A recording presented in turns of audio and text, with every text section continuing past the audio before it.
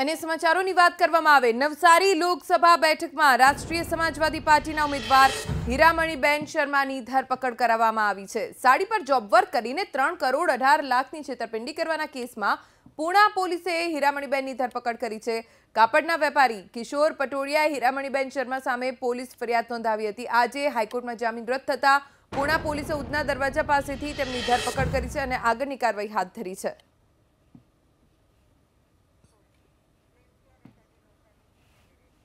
નવસારી લોકસભાના ઉમેદવાર છે હીરામણીબેનને અત્યારે હાલ ધરપકડ કરવામાં આવી છે।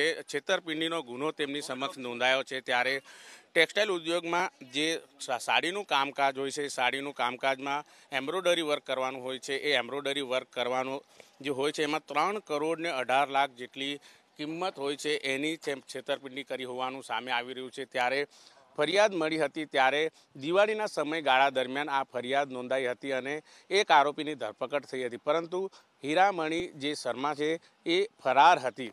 તેઓ નવસારી લોકસભામાં ઉમેદવાર છે અને અત્યારે હાલ પૂણા પોલીસે તેમની ધરપકડ કરી છે અને કાયદેસરની કાર્યવાહી આરંભી છે। કેમેરામેન રાકેશ પાનવાલા સાથે ધનરાજ બાગલે, ABP અસ્મિતા, સુરત।